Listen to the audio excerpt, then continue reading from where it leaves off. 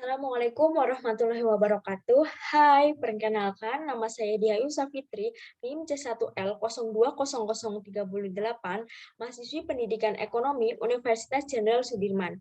Di sini saya akan menjelaskan tentang sejarah koperasi di Indonesia dan di dunia.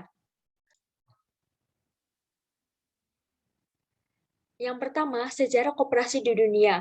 Di awal abad ke-18, ada dua tokoh yang mempelopori koperasi, yaitu Robert Owen dan William King. Mereka lah yang pertama kali mencetuskan ide koperasi modern.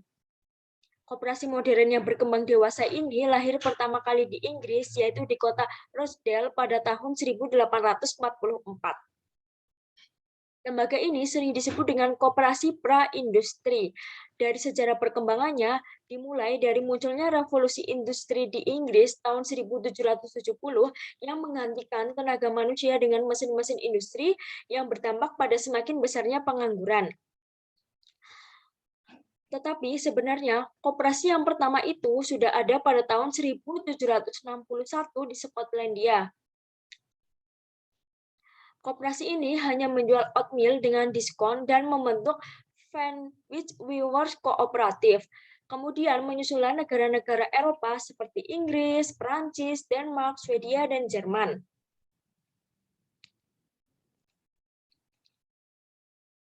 Di Inggris, pada tahun 1844, Koperasi Rochdale sebagai koperasi konsumen pertama yang beranggotakan para buruh.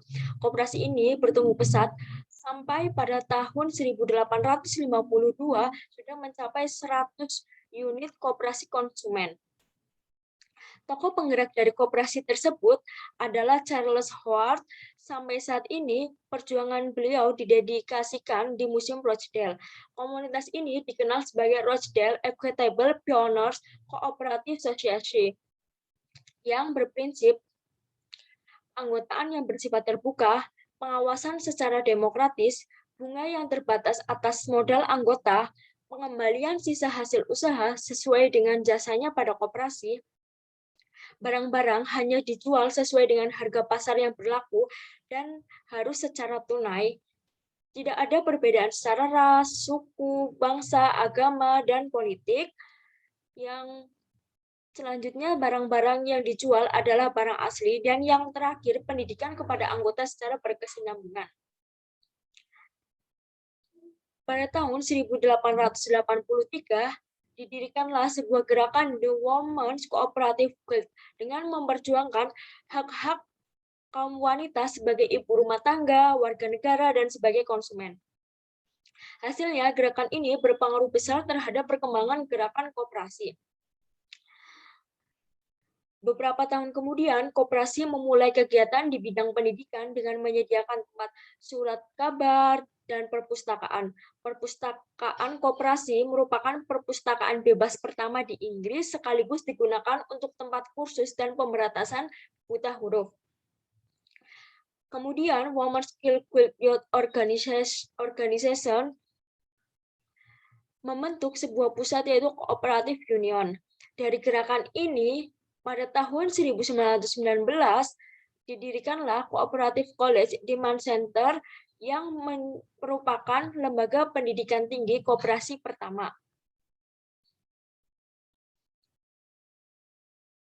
Selanjutnya, sejarah koperasi di Indonesia. Di sini saya menggolongkan menjadi 3 masa, yaitu masa penjajahan, masa setelah kemerdekaan, dan masa Orde Baru sampai sekarang. Yang pertama, saya akan menjelaskan tentang sejarah koperasi di Indonesia pada masa penjajahan. Saat ini kita mengenal Bung Hatta sebagai Bapak Koperasi Indonesia, tetapi sebenarnya koperasi diperkenalkan di Indonesia jauh sebelum itu, yaitu pada tahun 1886 oleh Pamong Praja Pati R. Arya Wiryaatmaja di Purwokerto.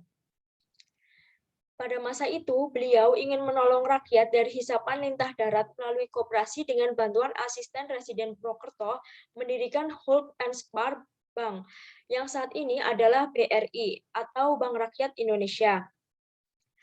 Selanjutnya, pada tanggal 7 April 1915, pemerintah Belanda mengeluarkan Koperasi Besluit nomor 431 tahun 1915 yang menyebabkan rakyat tidak bisa mendirikan koperasi karena mendirikan koperasi harus mendapatkan izin dari gubernur jenderal. Akta dibuat dengan perantara notaris dan dalam bahasa Belanda, ongkos materai sebesar 50 gulden, hak tanah harus menurut hukum Eropa, dan yang terakhir harus diumumkan di Davaanse Courant yang biayanya juga tinggi.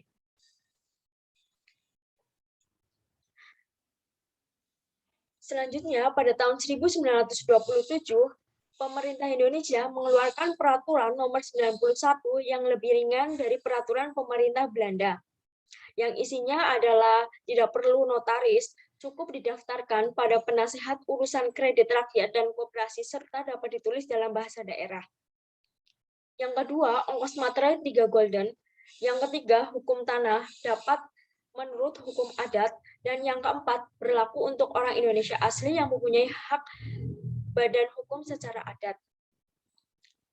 Selanjutnya, pada tahun 1942, pada masa penjajahan Jepang, keadaan perkoperasian di Indonesia mengalami kerugian yang besar bagi pertumbuhan koperasi di Indonesia. Hal ini disebabkan karena pemerintah Jepang mencabut Undang-Undang Nomor 23 dan menggantikannya dengan kumini atau koperasi model dari Jepang, yang hanya merupakan alat mereka untuk mengumpulkan hasil bumi dan barang-barang kebutuhan Jepang. Selanjutnya pada masa setelah kemerdekaan. Pada tahun 1947, pemerintah Indonesia mengadakan Kongres Koperasi yang pertama di Tasikmalaya, Jawa Barat.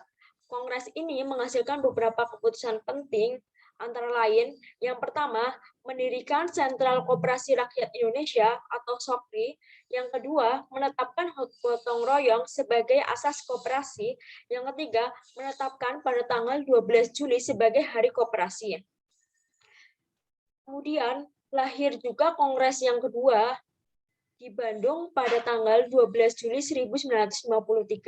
Hasilnya adalah yang pertama, pengganti SOKRI yaitu Dewan Koperasi Indonesia atau DKOPIN. Yang kedua, sebagai salah satu mata pelajaran di sekolah. Yang ketiga, mengangkat Muhammad Hatta sebagai Bapak Koperasi Indonesia. Yang keempat, segera akan dibuat Undang-Undang Koperasi yang baru. Selanjutnya pada masa Orde Baru sampai sekarang. Tampilan Orde Baru dalam memimpin negeri ini membuka peluang dan cakrawala bagi pertumbuhan dan perkembangan perkoperasian di Indonesia.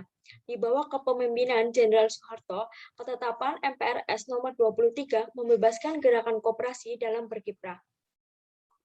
Berikut ini perkembangan koperasi di Indonesia pada zaman Orde Baru hingga sekarang. Yang pertama, pada tanggal 18 Desember 1967, Presiden Soeharto mensahkan Undang-Undang Koperasi Nomor 12 Tahun 1967 sebagai pengganti Undang-Undang Nomor 14 Tahun 1965.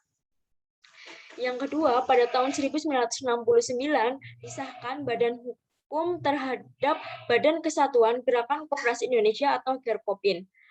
Yang ketiga, pada tanggal 9 Februari 1970 dibubarkannya GERKOPIN dan sebagai penggantinya dibentuk Dewan Koperasi Indonesia atau DKOPIN. Yang keempat, pada tanggal 21 Oktober 1992 disahkan Undang-Undang Nomor 25 Tahun 1992 tentang perkoperasian. Undang-undang ini merupakan landasan yang kokoh bagi koperasi Indonesia di masa yang akan datang.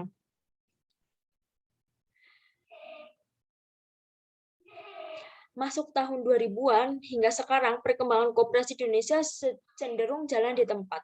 Sampai saat ini sudah ada sekitar 152.000 koperasi yang dikategorikan aktif dan setelah lebih dari 70 tahun kehadiran gerakan koperasi mewujudkan koperasi sebagai pilar ekonomi bangsa masih menghadapi banyak rintangan sehingga perlu kerja keras untuk memajukan koperasi di Indonesia. Sekian penjelasan dari saya, semoga bermanfaat dan dapat menambah pengetahuan. Terima kasih. Wassalamualaikum warahmatullahi wabarakatuh.